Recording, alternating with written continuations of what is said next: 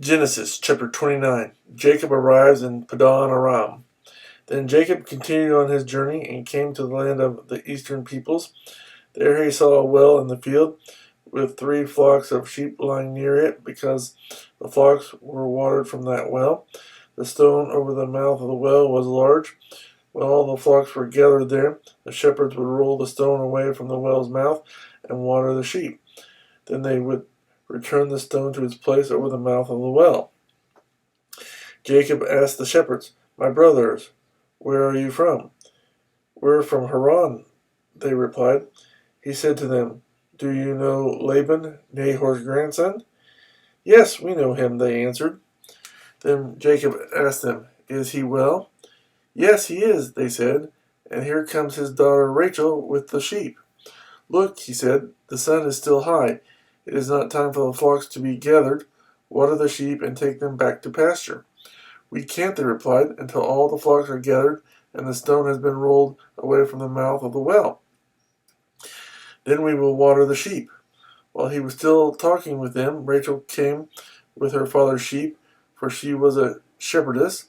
When Jacob saw Rachel, daughter of Laban, his mother's brother, and Laban's sheep, he went over and rolled the stone away from the mouth of the well and watered his uncle's sheep.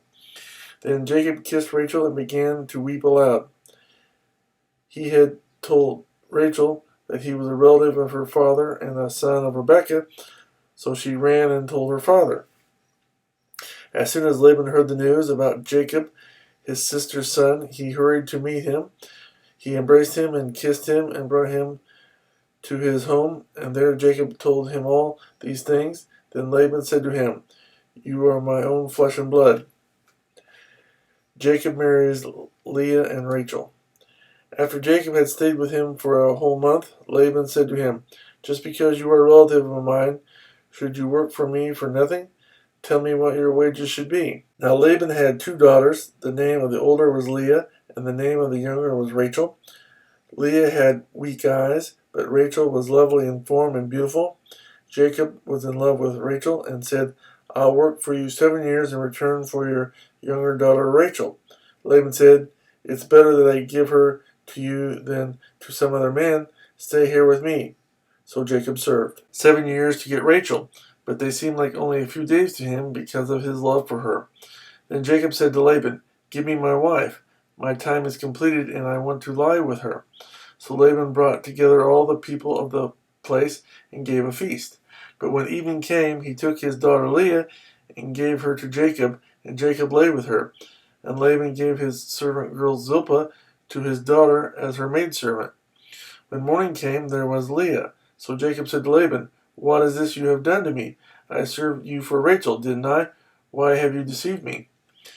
Laban replied, "It is not our custom here to give the younger daughter in marriage before the older one. Finish this daughter's bridal week, then we will give you the younger one also in return for another 7 years of work." And Jacob did so. He finished the week with Leah, and then Laban gave him his daughter Rachel to be his wife.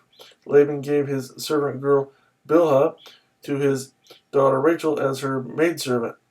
Jacob lay with Rachel also, and he loved Rachel more than Leah, and he worked for Laban another 7 years. Jacob's children. When the Lord saw that Leah was not loved, he opened her womb, but Rachel was barren. Leah became pregnant and gave birth to a son.